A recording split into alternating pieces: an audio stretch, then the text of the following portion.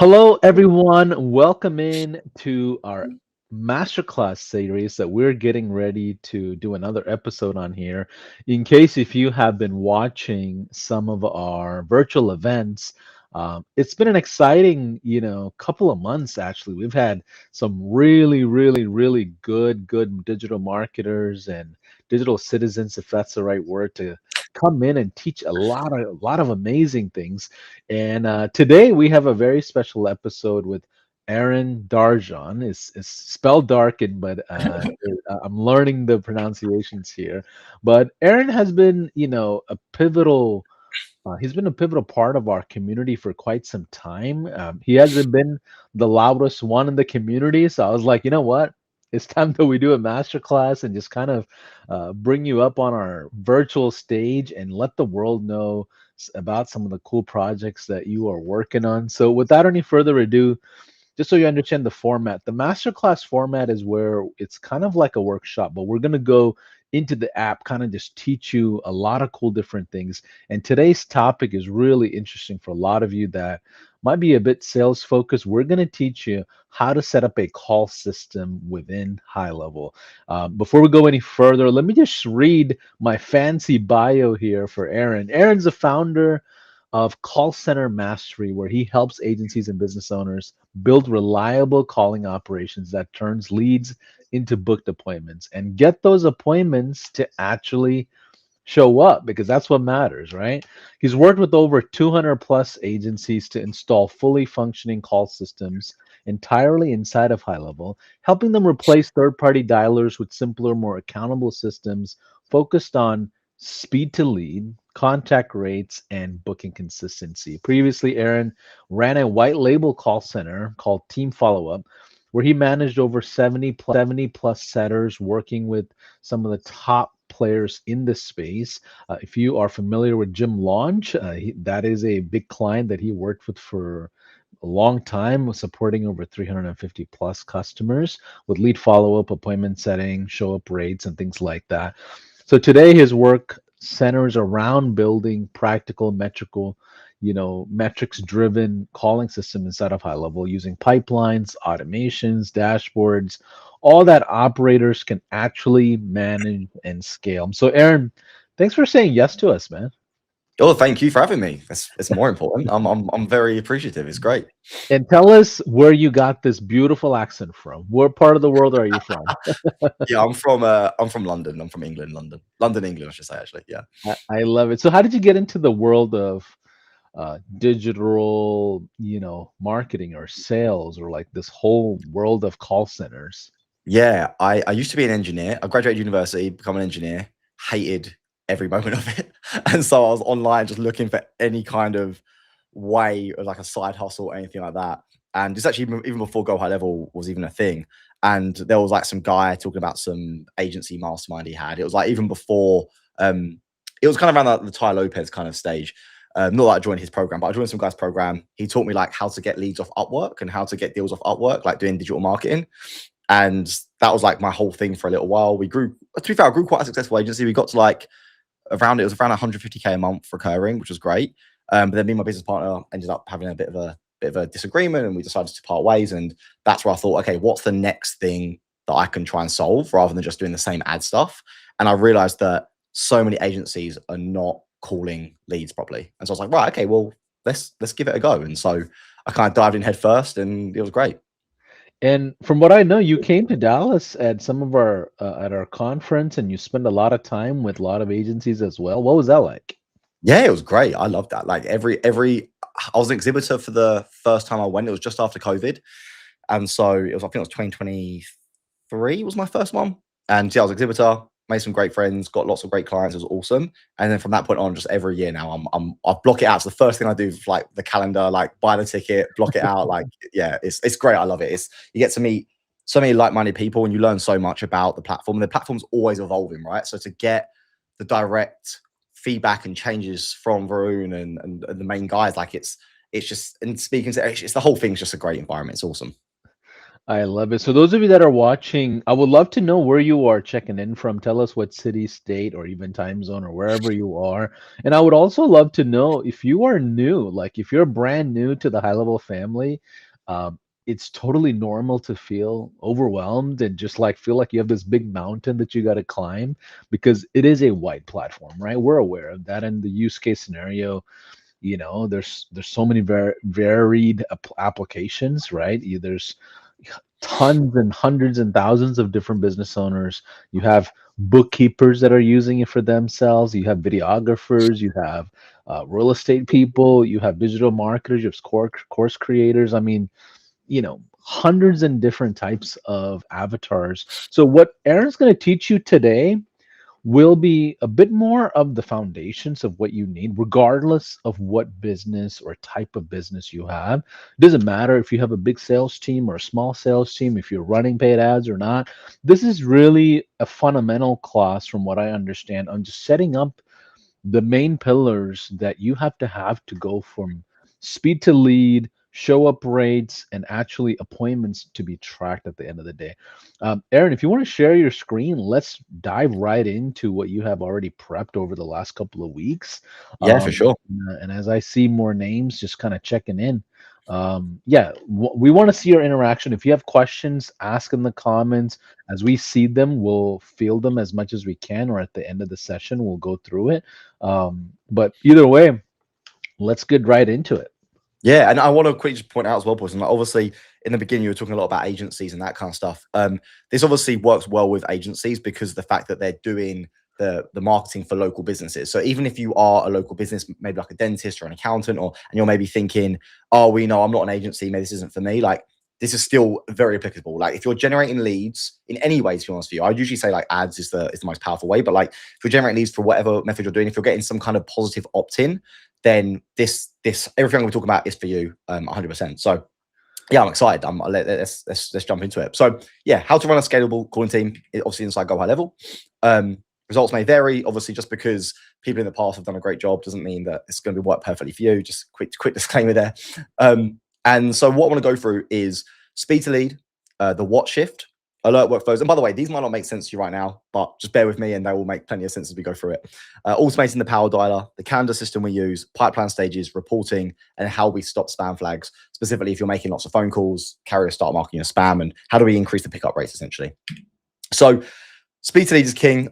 Just obviously write in the comments. I know you can't speak, but how long does everyone usually take to phone a new lead? And obviously this varies depending on what kind of niche you're in. There are some people that are really good and they phone the lead straight away. Other people, maybe if you're like a roofer, for example, and you're getting leads come throughout the day, maybe only in the evening are you at a point where you can actually sit down and call the leads, right? So if it's same day, same morning, afternoon, same hour, obviously the faster the better. MIT did a really interesting study on how long it takes for you to phone a lead and what the contact rate is on that, right? So it's a bit of a maybe a hard diagram to see, but I'll explain it. So essentially, the first thing I want to mention is that the odds of contacting a lead by calling them decreases by over 10 times in the first hour. So again, this was their study that I think they had, it was about 300,000 leads, I believe, and it was across 6 different companies in different niches. So this is why it's like, for me, this is kind of like a Bible for speed to lead, because they just did so much data. They took so much data for this study in particular. And they found that, yeah, after the first hour, the chance of contacting that lead dropped by 10 times, which is, every time I go through this, I think about it, I'm just like, that's crazy. Like you can literally 10 times your appointment booking just by phoning leads in the first hour rather than waiting for 2 or 3 hours, which is absolutely insane. And the next one was the odds of contacting a lead in 5 minutes versus 30 minutes drops by 100 times. So it's breaking that hour down into smaller chunks. And so essentially phoning a lead in 5 minutes compared to phoning them 10 minutes later, you're going to get a 5 times higher contact rate, which hopefully this is convincing you, because if you're taking too long to phone your leads or you're not doing it fast enough or whatever, then yeah, this is obviously going to be, you need to make sure that you're phoning leads as soon as you can. So how do we do this? Well, whether it's yourself or if you've got a calling team, I like to use something called the what shift, because a lot of time what will happen is a lead will come into Go High Level and you're not actually aware that lead's been created. You're not aware that lead has being generated. And so you might just be like refreshing Go High Level, or your setters like going into the account randomly a few times a day, just making phone calls. But we want to have a real system in which we can see when a lead was generated and get alerted to that, and then make sure we're phoning them within 60 seconds, ideally, right? So we use Slack for this. This can be used for Discord. This can be used any kind of messaging stuff to use for your work. You can use that. But we like to use Slack. And how we do it, I can actually probably quickly share my screen and just give me a second and show you guys. So if I go to my live watch shift, I'm not running ads right now because it's just after December, but I'll show you what the previous ones look like. Yeah, feel free to share. Yeah, there's gonna be a lot of like stopping sharing, like yeah. I No want to worries. get to the nitty gritty rather than just giving like theory, you know. I'm already amused because usually the agencies get blamed that the leads are not good, and typically it's like no one's calling the leads, and you're already pointing that out, that there's a lot of research behind the power of calling someone right away. I think the MIT study, we actually leverage it ourselves between me and Chase when we're teaching the systems, and when we speak on stages, we talk about that MIT study pretty often. Yeah, that's awesome. I'm actually going to quickly just blur out some stuff. I just realized I don't want to be sharing like obviously real contact information. Just give me just 5 seconds, just sort that out. Cool, Yeah.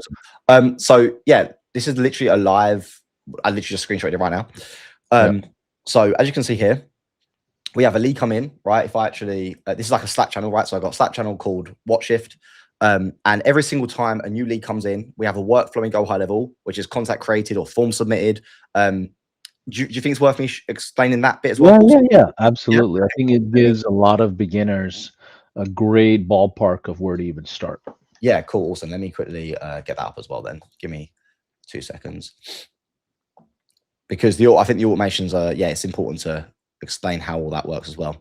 So it will look something like, let me go to the snapshot. And by the way, I'm going to be showing my snapshot throughout this, all the automations. I've already spoke to Paulson about this. We'll make sure that if you want the snapshot, if you want access to it, I'll give it away for free. Normally it's for like my paid community. I don't know why I did that in quotes. It is for my paid community. But yeah, you can have the snapshot, and you can take this as a good template, and then obviously start using it from straight away, to be honest with you.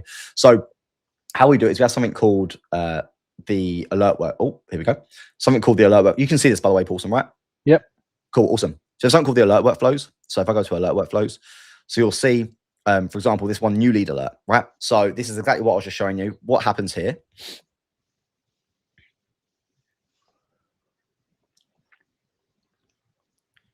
Oh, sorry, give me a second. Alert workflows, new lead alert.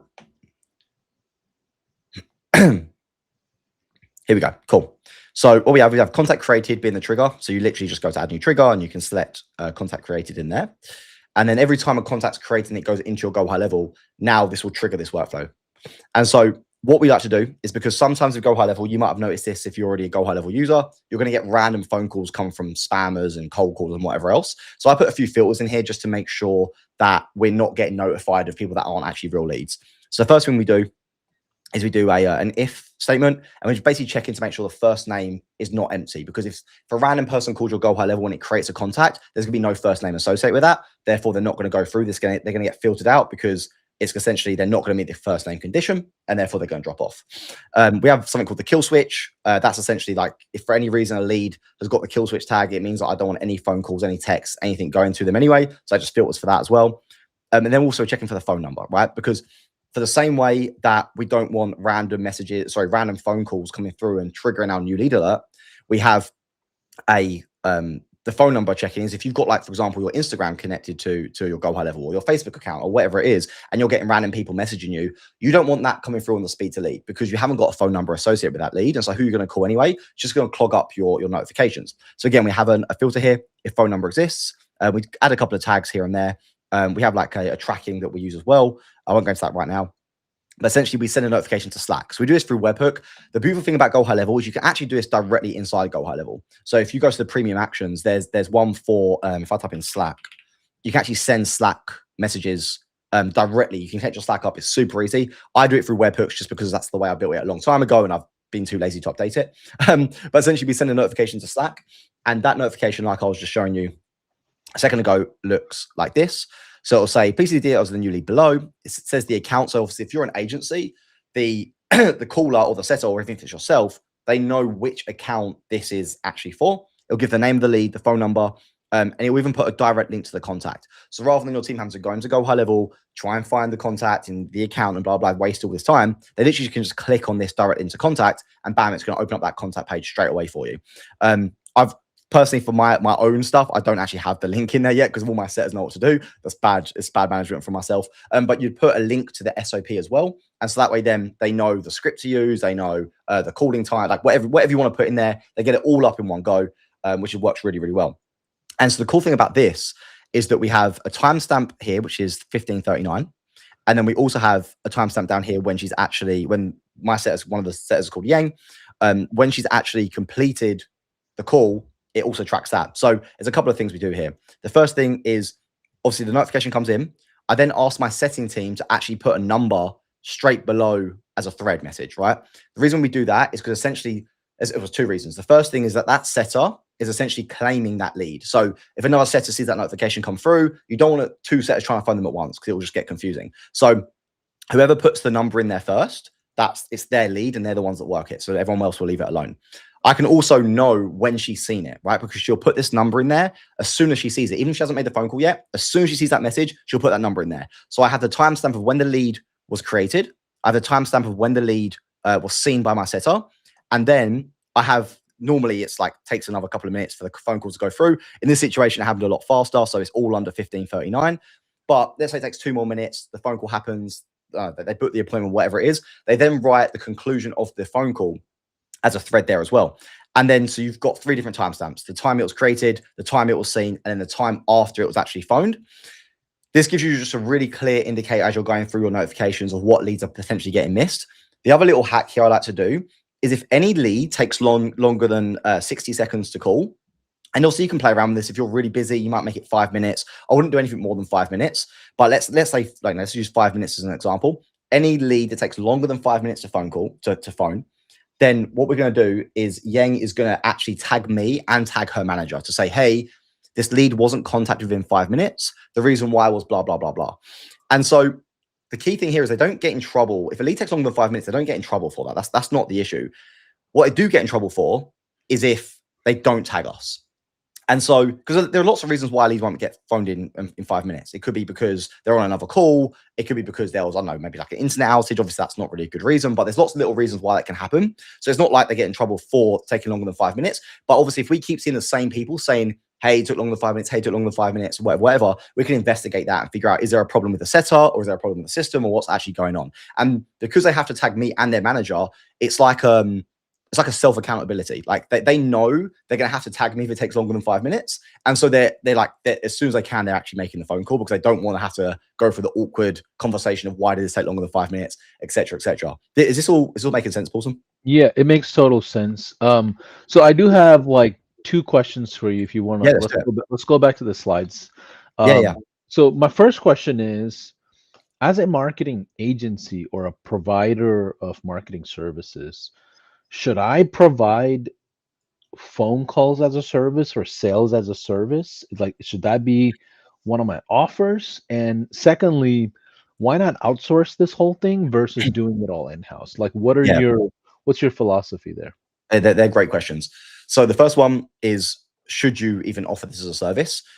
To be honest with you, it depends on your situation. There are some leads, some clients I speak to who have got incredible retention, right? They haven't lost a customer in a year and they're scaling up and it's all going really well. If that's you, don't touch anything. don't like, you might want to be like preempting problems in the future, which maybe this is still good for you. But if you're getting like a really good retention and all your clients are happy, and then this is just like adding things you don't really need to add. You're just going to complicate things, right? If you're an agency owner and you're getting clients churn after 3-4 months, and one of the biggest problems is because they're saying the leads are bad, or they're saying no one's picking up the phone, or whatever it is, then that's when this really gets good, because a lot of time the phone numbers aren't bad. It's because the client is taking 2 days to phone them. And if you're taking 2 days to phone them, the lead's dead. Like, that's it. Even if it's a great quality lead. And so, sorry, what's your second question? Why not white label it, right? Why not outsource this? Why not outsource it to a call center or like someone who's like a sales house, and you just send them the leads and they set the appointments for your customers, so you're not running a sales operation yourself? Absolutely. So the first one is the cost of it. It is way more expensive. When I was running team follow up, we were one of the, I shouldn't use the word cheap, but we were one of the cheapest on the market. That's why we took Gym Launch on. They had great margins and stuff. So it'll cost you just way more if you go to a typical kind of call center like this. The second thing is I used to literally do this. I used to run this with hundreds of clients, hundreds of projects, right?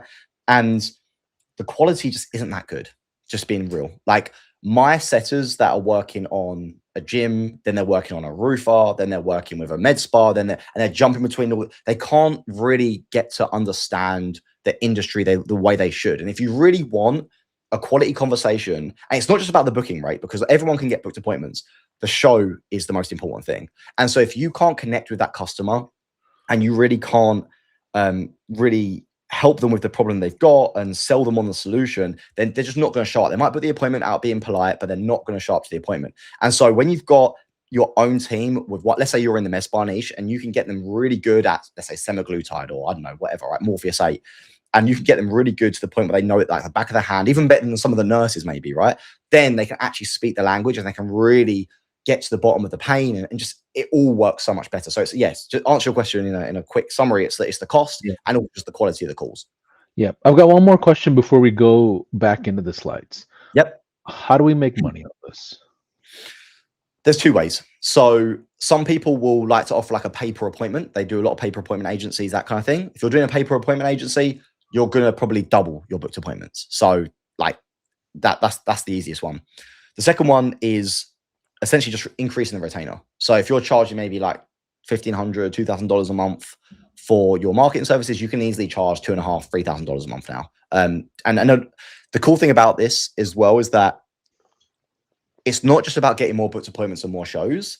A lot of the time, it's just the client having that time back. So quick story, when we're working with Gym Launch, most of the gyms would get better results, but there was a couple of gyms that actually got a lower booking rate after working with us. And they still stayed on the service. They stayed on for a long time. And we asked them, like, hey, like, you're getting actually worse results. What's going on? They were like, you know what? On a Friday night, I can have a glass of wine and not be worried about all of the leads that are coming in. I get 20 hours a week back. I spend more time with my kids, So even if my booking rate goes from a 35% to a 30%, I'm chill with that. I'm really happy with that because I get all this time back. So it all ties in to obviously increase the retainer, pay per appointment. The other thing I'd mention as well is that your clients will just stay with you for longer. So your lifetime value is now going to increase, and that obviously will give you more money as well. I think the dogs agree behind you as well. Yeah, I was about I just start to shout, and I love my dog, but when he barks, oh Jesus, yeah. I love it. So you set up the notifications and reminders for your team with the watch shift on Slack and probably some other places as well. So what happens next? Yeah, cool. So obviously they make all the phone calls. They follow the system I just outlined. And then, so I've just already been through all this. Oh, the other one really quick thing, by the way, as well with this. If you're just starting out, you might be thinking, well, I haven't got enough leads to have someone sitting there on Slack watching leads constantly. A little hack that I found is that I actually said to my setters, hey, do you want to get paid for watching Netflix? They're like, what do you mean? I was like, look, you have 2 monitors up, whatever. I'm more than happy for you to sit there and watch Netflix. But as soon as that lead comes in, you need to be able to phone them within 60 seconds, right? So they've got to have both monitors up at all times. And because of that, we were able to massively reduce the hourly rate we usually pay because they're essentially getting paid just to sit there and watch Netflix. They might have like only 2-3 leads an hour. And that was like a really cool little hack. And one other thing I'll mention as well is that tying bonuses to this as well. So for example, if a lead isn't phoned within 5 minutes, but we phone them within 60 seconds, then we actually give them a 50-cent bonus as well. So they're not just incentivized to, it's like the, what's the analogy where it's like you're getting chased, but you're also running towards a reward. It's that kind of thing. If it's worse than 5 minutes, you're going to get it's going to be an awkward conversation. If you get it within 60 seconds, then you're going to get a 50-cent bonus as well, which everyone's happy with, right? So yeah, once you've done all that, let's say you phone the lead, they don't come through, whatever it is. There's lots of other alerts that also go through. So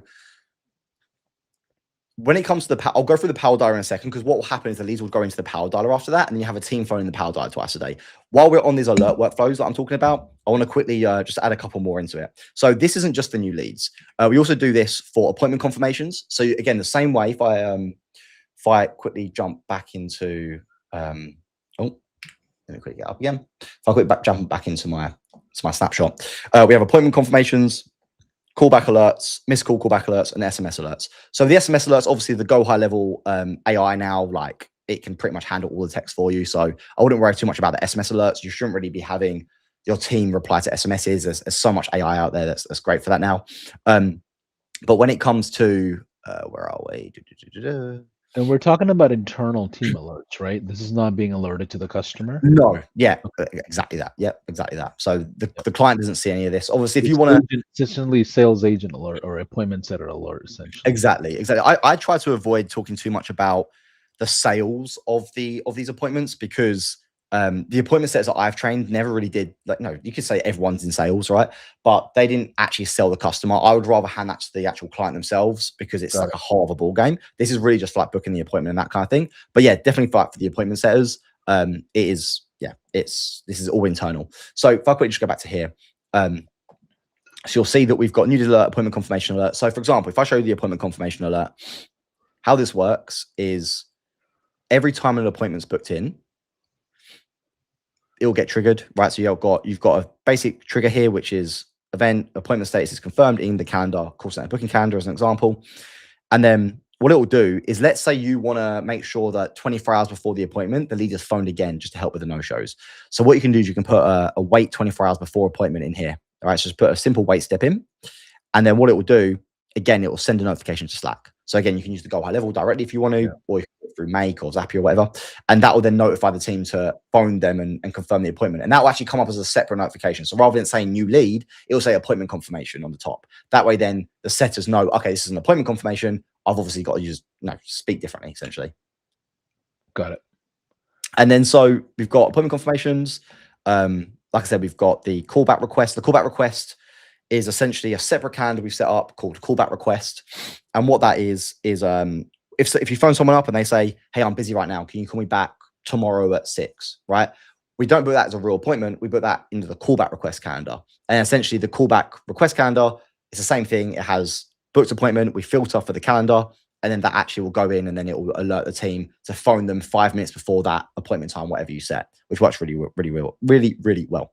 And the missed call callback alert. So if we receive a missed call, that'll do again the same thing. So call status, we've got incoming. Do you mind zooming in to maybe a 120 on the left side of the workflow area? Yeah. There it like, is. Yeah. Like this. Yeah. That good? Yeah, that's good. Yeah. Cool. So call status. So if a call is incoming and it's busy, cancel voicemail, no answer, which means that it wasn't answered for any reason, then that will trigger this workflow to happen, which is going to be, I'll zoom out a tiny bit. There you go. And again, if the missed call has a name associated with it, right? We don't want a missed call coming in from a cold caller and it triggering this, which we don't want to call them.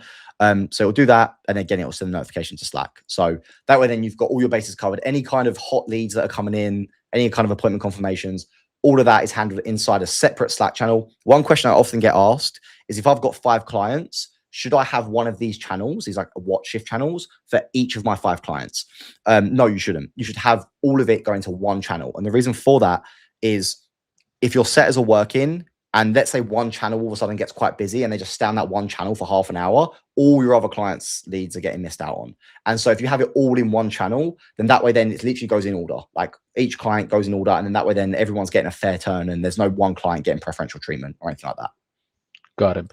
And the sources don't matter either, right? If the leads are coming from email versus paid ads versus organic, or like, it doesn't. The only thing I'd say, so a lot of people will try and do this with cold calling. Obviously cold calling is like a whole other ball game. I won't go into that now. But when it comes to, for example, let's say emails, right? So if you're sending out cold emails, if someone positively replies to you with a phone number, they say, hey, yeah, please call me at some point, and here's my phone number. That can be the trigger, right? You can use AI to kind of filter out the bits that you want to, and then push that into Go HighLevel, and then bam, you can do that. So any kind of the positive intent is the important part. You want to make sure there's a positive intent, and then you're good to go. Got it. Yeah. So then you go for this. So how do they work inside the Go HighLevel? So again, this is all inside the snapshot, all pre-built for you. You guys can obviously use this. Cool. So the next one is the power dialer. So one of the biggest problems I see with setters is that they will use, or not even the setters, it's not the setter's fault, it's the agency's fault, right? What they'll do is, if I quickly go back to my power dialer, they'll have like some sort of setup like this, right? So they have an opportunities, and I have always all these different stages, right? So day 1 a.m., day 1 p.m. These are essentially the times we're phoning the leads, right? And so with this, if you're relying on your setters to come into this list, let's say they've got 10 leads in day 1 a.m. and you're going to click into the contact card, click call lead, and then if they answer whatever, and then you're going to manually drag them from day 1 a.m. to day 1 p.m. to remind you to do it in the afternoon, and that's your system, then there's just so much, first of all, so much time being wasted because the setters are having to drag things around. It's really messy. And also just so much chance for mistake. People just don't move things properly. They forget. There's no real accountability because like how many are supposed to be phoning in one day? You know, you might tell them phone everyone, but it's like kind of unclear. It's a bit of a messy system. So we like to use the power dialer, which is really good inside Go HighLevel. Essentially what this is, if you go to conversations and you go to manual actions here, this is essentially your power dialer. So every single time you have leads that are in here, all you've got to do is click let's start, and it will actually one by one call all of them leads. And so how you first of all get leads into here for people that maybe aren't so familiar, if you go to automations and you go to the power dialer system and you've got this down here, this power dialer here, right? Essentially how you move leads into that list is through this manual call action. So if I was to add a lead into here right now, and just like whoever it is, like a test lead, you'll see the little one that appears here just to show there's someone inside that action. And then when I go back to conversations and go to manual actions, you'll see the lead appear in here. There'll just be like one lead in here. And if you click let's start, it would phone that one lead, and then it would empty the power dialer, right? So the way we do it, and actually what I will quickly do, I'll go back to my slides just for 2 seconds because I don't want to, I'll get too into it and I'll start missing things. Giving this a lead, tell them to keep calling, obviously, like I said, isn't enough. Don't rely on pipeline stages, just use them as a guide. And then let me show you how to automate a power dialer. Perfect. Okay, cool. So that's where we're at. So with this is a little bit advanced, but bear with me. I will try and do my best to explain it. And obviously, Paulson, I'm sure if you don't understand anything, you'll ask questions on behalf of everyone, which would be great. So what we do here is we have a different stage for each day, right? So day 1, day 2, day 3, day 4, day 5, day 6, day 7. We like to phone leads twice a day, every day for 7 days in a row. There's plenty of people that say you should phone them 10 times in 3 days and phone them 15 times over, I don't know, 30 days or whatever. That's just the way we like to do it. We found the best results with doing it with that calling cadence. So with that, how this works, essentially, every time a call is outgoing, so every single time a phone call is made, regardless whether it was answered, not answered, whatever it is, every time a call is made, it will trickle through here, and it will check to see what tag the lead has, right? So if I quickly just take one step back before this as well.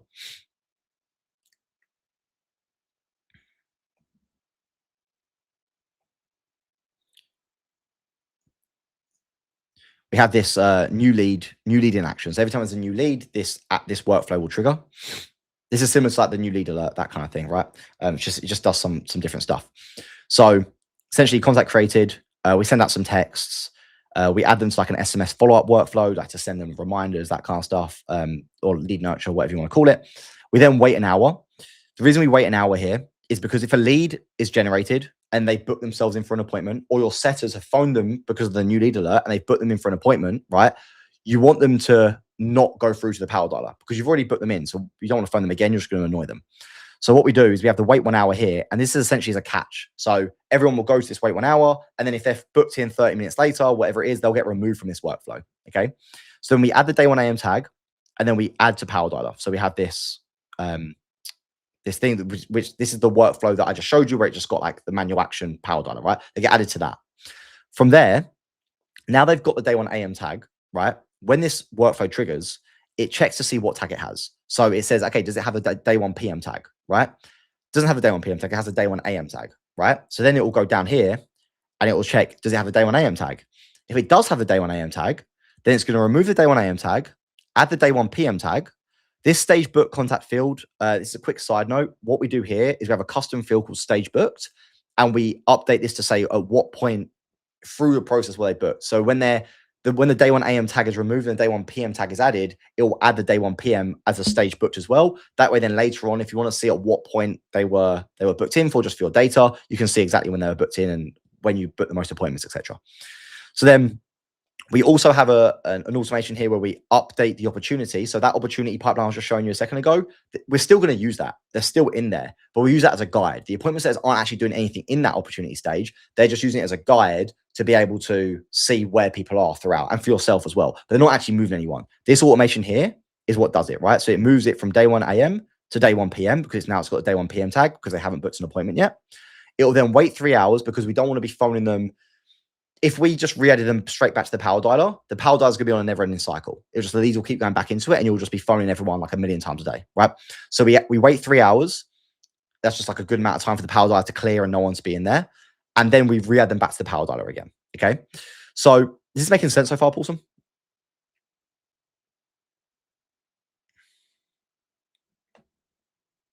Absolutely it does. Sorry, I Okay, was cool. muted Perfect. and I was No, you're talking. good. I was like, I thought it disconnected for a second. I was like, oh, damn, what's going on? No, Okay, no, you're good. it's You're making good. sense. So, Good, so good. far, it makes sense. Yep. Yeah, perfect. And then we've got day 1 p.m. And obviously, so if it has got a day 1 p.m. tag, let's say it's already gone through day 1 a.m., move to day 1 p.m. At that point, then it's going to go down here and it's going to add the day 2 a.m. tag, remove the day 1 p.m. tag. And again, it will move it from day 1 a.m. to day 1 p.m. to day 2 a.m. in the opportunity stage, wait 3 hours, add it back to the power dialer. So obviously you might be sitting there thinking, well, what about if someone's on day 5 or day 6, right? Well, the cool thing about these workflows is that they all have the same trigger, which is call status, but basically call direct, any call that's made, any outgoing call that's made. So what actually happens is even if a lead's got a day 4 a.m. tag, because they're at that stage day 4 of the power dialer, this means that all of these are going to get triggered, right? So all of these workflows are going to get triggered at the same time, even if they've got a day 5 tag or whatever, because all that will happen at that point is if it's got, let's say, they've got like a day 4 a.m. tag, all it's going to do is move. It's going to go down here. It's going to check to see if it's got a day 1 p.m. tag. It's going to go down the no because it hasn't got it. It's got day 5 a.m. And then it's going to check, has it got a day 1 a.m. tag? And again, it's going to go down to no because it's got a day 5 a.m. tag, not day 1 a.m. tag. And so all of them would, like 6 out of 7 of them will just go no, no, right? But the one that has got the correct tags, that's where this automation is going to trigger and it's going to fire it off and put it all in there, right? So then from there, that's how we filter through and we know how often people have been phoned and make sure they're not over phoned or phoned too little or anything like that. Then what all your team have got to do, they literally just go to conversations and you can tell them, hey, at 10 a.m. and 6 p.m. or whatever times you want in the day, you tell them to log into the Go High Level account for each of the clients or for yourself, whoever it is, go to manual actions, and all the leads that need to be phoned have already been pre-sorted by them workflows I just showed you. And they're going to be in here and you just click let's start and then bam, you're good to go. You're just going to make the phone calls. That make enough sense? I hope. I struggle sometimes that I go a bit too deep, and hopefully people are following on though, which is good. No, this is perfect so far. So Perfect, awesome. yeah, so what you're doing essentially is refreshing the pipeline for your agents from morning and afternoon, essentially. Exactly that. That's exactly what Yeah. we're doing. Yeah. So there's no the 3 hour thing is really good because if you're phoning at 10 a.m. and 6 p.m., by the time 6 p.m. rolls around, that 3 hours would have concluded and they go all back into the power dialer. And the other cool thing about this as well, obviously, if you book someone in for an appointment, right? If I quickly show you the automation for when we book an appointment in.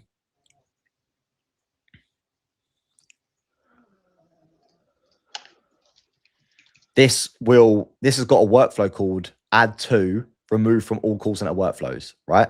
And all the call center workflows include all of them workflows I showed you, all the power dialer workflows. It includes the actual power dialer workflow itself, and it will also include like the new lead or like basically every kind of workflow that triggers because the call center will get removed from all of them, and that way then you're not in a situation where like leads are getting phoned when they shouldn't be, or that's obviously the worst thing, right? You've just booked an appointment in, and then 5 hours later you're phoning them again to try and book them in for an appointment. It's a terrible look. Like people won't show up for the appointment. It's horrible. Got it. Yeah. So jump back to the slides. The next one is the calendar system. So obviously relying on setters to actually like make notes about a lead. Hey, this lead's asked to be phoned back or whatever it is. This is what I was talking about earlier about the callback request, right? So what we do is we do a callback request calendar, and I'll really quickly show you that as well. Calendar settings. So we have a call center booking calendar. That's essentially our main calendar. That's the ones that actually linked to the client, and that's like a real appointment. Oh, that's actually a real appointment. And then we have the callback request, right? This is for appointment setters only. The client doesn't use this in any way.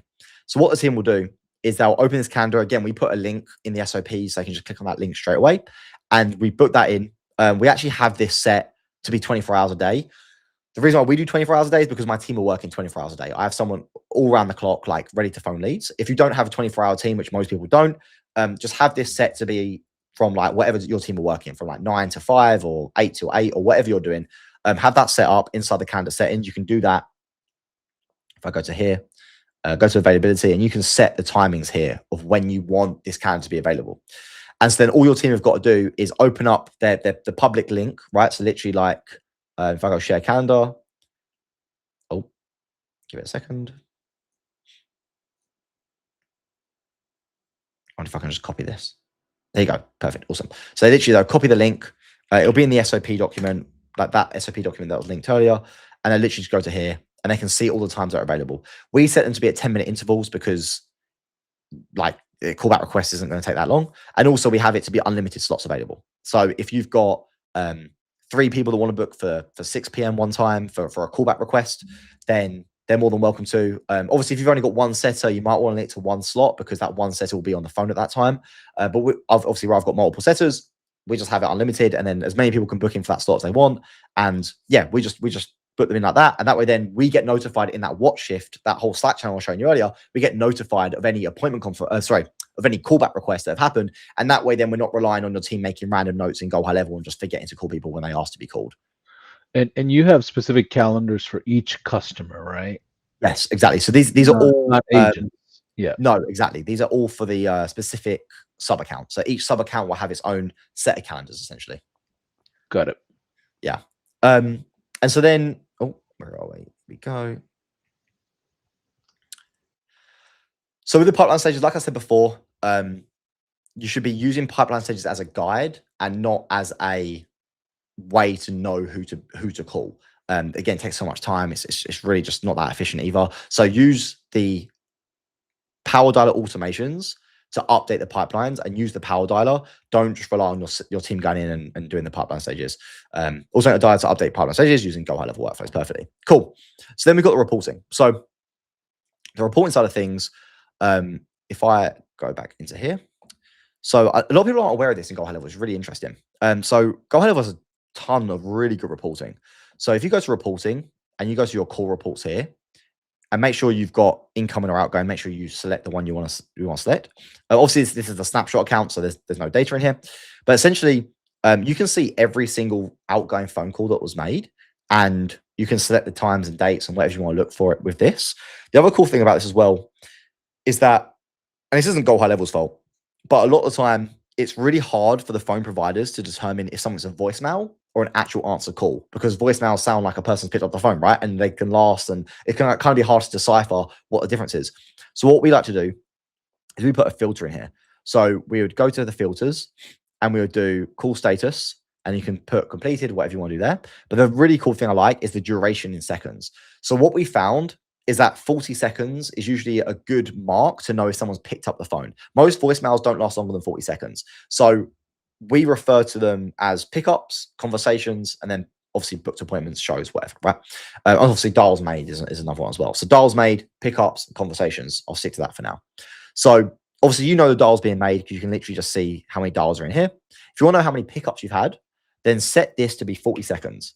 Click apply filters, and that will show you all the calls that were made that were at least 40 seconds long. And again, that gives me a good understanding of how many pickups we actually got. Then from there, I want to know how many conversations we had.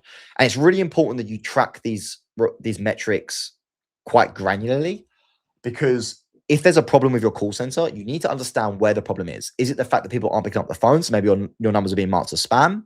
Is it the fact that your script just isn't good enough and you're not able to convert into appointments? There's loads of different problems that could be happening. And so when you start to get really granular with your reporting, you can track pickups, conversations, all that kind of stuff, then you can start to see where the bottleneck is and obviously put all your attention into that.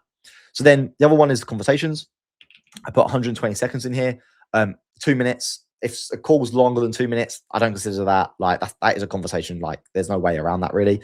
And so again, you just click apply filters, and it will tell you how many conversations you've had with that account. Again, you can start to identify the bottlenecks, which is really, really nice. So then from there, what I actually do as a little bonus as well is that we actually pull this information into Google Sheets as well. Is it worth me? I don't want to kind of move away from Go High Level too much, Paulson. Is it worth me going through that quickly, or would you rather us go through something else?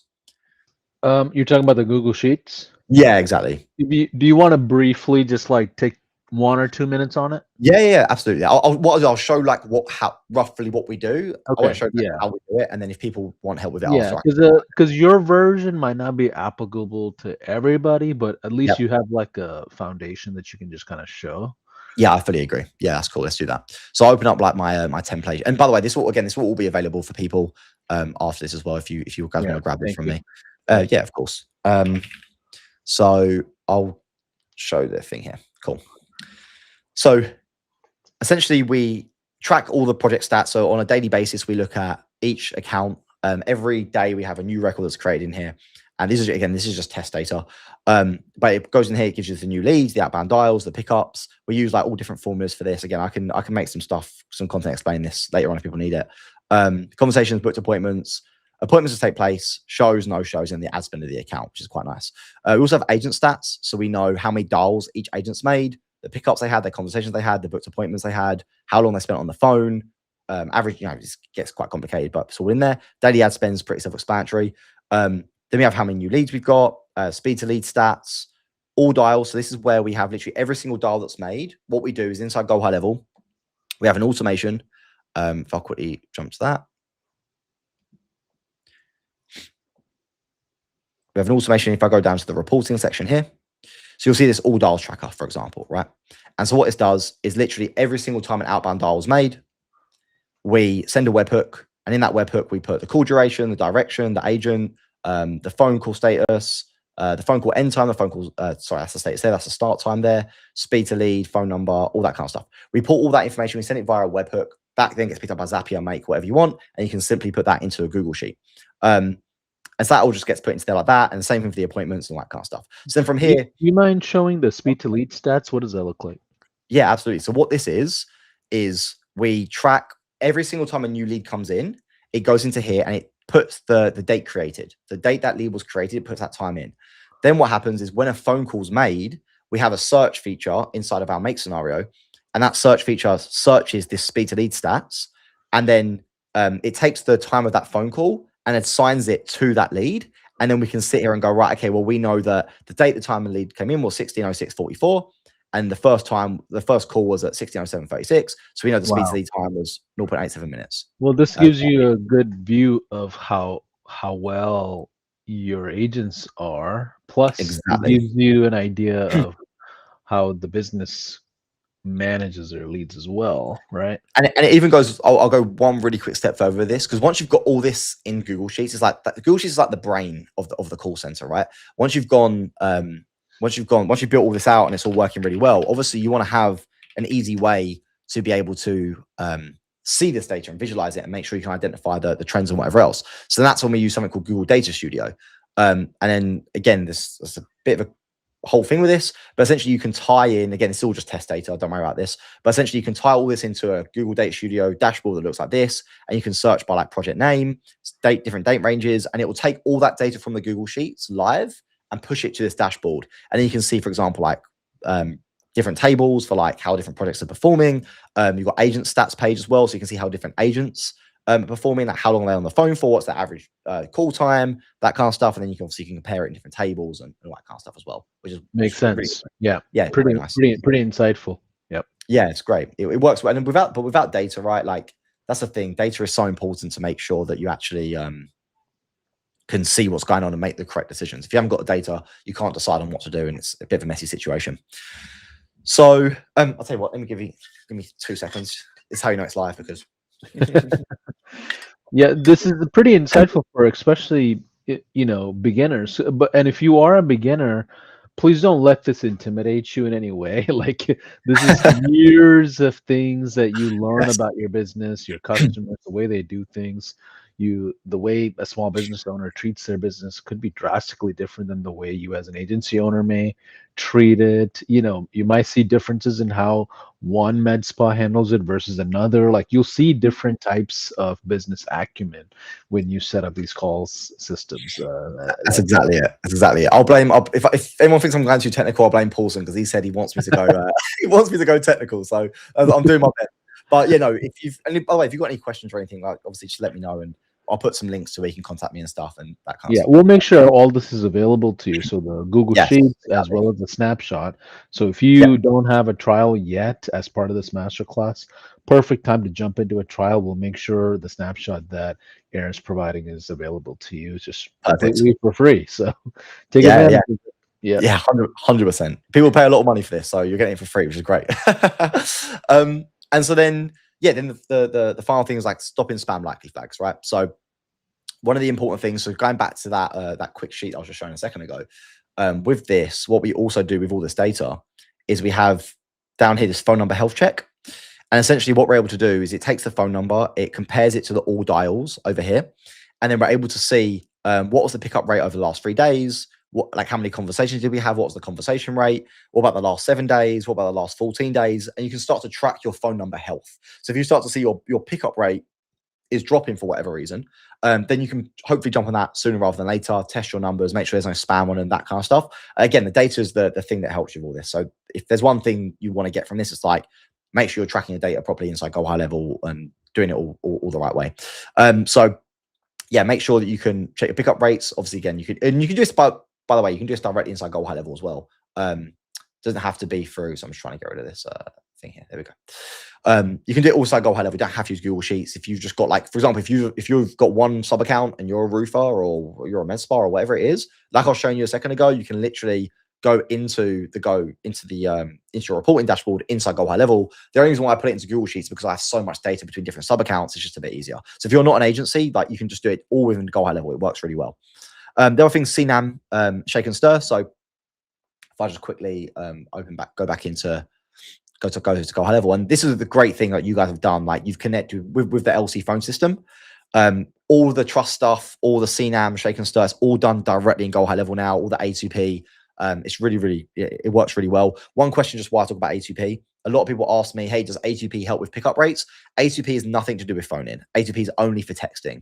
It's just the requirement that carriers have to be able to stop spammers from messaging a million people a day, right? So only texting does the A2P affect. It doesn't affect anything to do with pickup rates or anything like that, if anyone's wondering with that. So if you go to settings, you go to phone system here. Oh no, you guys have moved it around. You've moved the phones. I forgot where you've moved it to now. But essentially, let me try a different account. Hold on, let me go to my own account. Some of my accounts are updated, some of them aren't. It gets a bit. I'm not very organized when it comes to stuff like this, which I should be. It's really bad. Let me go to settings, phone system here. Here we go. Cool, awesome. So with this here, we've got regulatory bundles, message invoice, trust center, blah blah. So here, if you go to trust center, this is where you can do the A2P, shake and stir, and CNAM. So I'd always make sure that you've got your shake and stir and you've got your CNAM set up. They essentially just basically say to the carriers that you are a legitimate business and they will help reduce any spam likely. It won't 100% remove spam likely. It doesn't do that. But if you register and you get approved by them, you basically got to submit a bunch of stuff to them to show you're a real company, you're a real agency, whatever it is. And they will then tell the carriers, hey, this guy, we've already vetted him. If you've got any spam flags, please remove them. It doesn't happen all the time, but it just helps. It's like the golden BBs rather than the silver bullet, you know. It's that whole thing where, like, always little things add up, and they work really, really well. So if I go back to the slides again quickly. Oh yeah, the other thing is free caller registry. So there's a website called free caller. Let me see if I can find it quickly. Registry. I'll put the link somewhere if I can't find it now quickly. Here it is. Cool. So free caller registry. So there's a few companies called First Orion, Hire, and TNS. They essentially work on behalf of all of the carriers. And so if you register your number here, then that's just like another thing you can do to prove to the carriers that you're not a spammer, you're not cold calling or anything like that. And they will again, help reduce them spam flags. I've actually got like a partnership with First Orion as well. We can do like branded calls and all that kind of stuff. That really helps as well. It's a bit more advanced. But again, if people are interested, just let me know and I can make some more content about that. And rotate numbers as well. That's another really important one. So what I would do is every 50 dials, rotate the numbers, because that's usually at that point. If you're making 50 dials in a single day, most people don't make that many dials. Like if you think like your personal phone, like when you're phoning your friends, whatever, I doubt you make 50 dials in a single day. So at 50 dials, that's where they start to say, hold on a second, this guy's made 50 phone calls from this number. Maybe he's like a spammer, maybe he's doing something wrong here, whatever it is. So I'd always recommend just rotating your numbers inside Go High Level. That works really, really well. The other thing, this isn't official, but I have heard that Twilio, Lead Connector, there's a system there where if you actually get 10 unanswered phone calls, what will happen is they'll start to mark you as spam, because if you had 10 phone calls back to back with no answer or voicemail, again, it looks a bit suspicious. So just keep an eye on that. Just make sure you're not like, just basically rotate your numbers often, and that will help avoid all that kind of stuff. Oh yeah, that's what I just explained that. Twilio's 10 no answer call rule. That's what I just explained. And these are all the resources. This is the original thing I started with about speed to lead. Here's my snapshot, the reporting template. I've got the Google Data Studio call center dashboard template as well. And then obviously First Orion, you can get access to that as well if you're interested in branding your calls and helping reduce spam likely even further. Thank you. I think we're a little bit over time, I think, but I've tried to get through it as fast as I could. Oh, I can't hear you. Are you muted? I was saying we covered a lot of ground, but here's the thing: there's so much more to what we shared, right? So much more. How can people find you? Like, I know you have a community. I know you do consulting and coaching and things like that, and you know, we've heard nothing but great things about what you have going on there. So how can people find you? Yeah, the best way is I've got my Instagram. I don't know if I could maybe share it with you after my Instagram. Yeah. And my YouTube. I'm posting.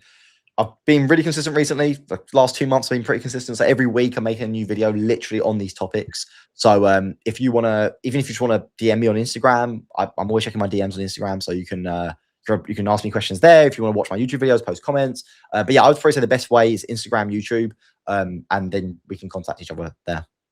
All right, perfect. So for those of you that are watching, hopefully this gives you a great starting point for setting up a call system. Now, it's not easy. Obviously, you know, results may vary depending on how you do it. There's so many variables around this.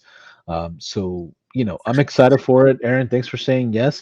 Give us your final thoughts on how to make this whole system like work like you're explaining. Like, what's the one thing that you would just give us as a takeaway from all, you know, serving over hundreds of clients?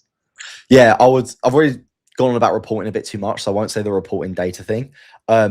Really, the thing is, this isn't something that you can just build once and then just let go of forever. Like, you need to be, if you want to put this into your company, it will have a huge impact. It will get you way more booked appointments, way more shows. It will work very, very well. But you need to be on it. Like, every day you need to be checking the reporting, making sure that the calls are being made when they should be, making sure you're checking the Slack channels to make sure that the watch shift is being handled properly, coaching with your setters, listening to their calls. Obviously, you know, as you grow, like, I don't do any of that stuff. I've got a call center manager who does all that for me. Like, you don't have to do it forever, but especially if you're starting out, it's really important just to don't try and set and forget. Like, you want to be on this, and it's a very big part of your company if you do build it out. So yeah, that's what I'd say. Like, it's hard to put the effort in, but once it's all done, just keep on top of it, and it'll work really well. I love it. And I think one of the big secrets of providing calls as a service or sales as a service is your ability to work with the client long term, right? Like, a lot of like, the big problem with the agency model is, you know, you can land a lot of customers, but it's a whole different skill to keep them long term, right? So this is one of the biggest components of when I hear people keeping, you know, customers for months and years at a time. And that's why I said at the beginning, you know, if you've got great retention, your clients aren't leaving, like, don't, you know, maybe you want to preempt something in the future, but like, don't get too deep into this. You don't really need it. But if your clients are leaving, like, that's honestly the biggest thing. It's like, it's obviously you can increase retainers, you can get more appointments, whatever, but really just keeping your clients long term, and the knock-on effect of that is your reputation, right? If you're doing a better job for your clients, word starts to spread, you get more referrals. and even goes in even into the sales side of things. Like if you can show these kind of systems to a potential client, they're gonna have so much more trust in you, and you're gonna really differentiate yourself from some random agency owner that's just started with a laptop, right? Like you're like a real business owner now. And so from the sales side of things as well, it just works really, really well. But yeah, like you said, Paulson, the lifetime value, keeping the clients, that's really what this is for. It's not a short-term thing. Absolutely. Well, thank you everyone for watching another episode of our high level master classes. And in case if you are wondering, hey, how can I get my hands on more trainings like this? Go to gohighlevel.com/academy. And that is a whole new project where we've consolidated all these virtual events into one place. So go to the academy, check out some of the other ones that we have done, and maybe we'll do more with Arin in the future as well. But either way, Arin, thanks for saying yes. Yeah, well, thanks again. Thanks for having me. It's been fun. I love. You can probably tell I get a bit too into it, but I love talking about this stuff all the time. So yeah, like I said, hit me up if you guys need any help or anything. I'm excited. Awesome. Bye for now. Speak soon. Cheers.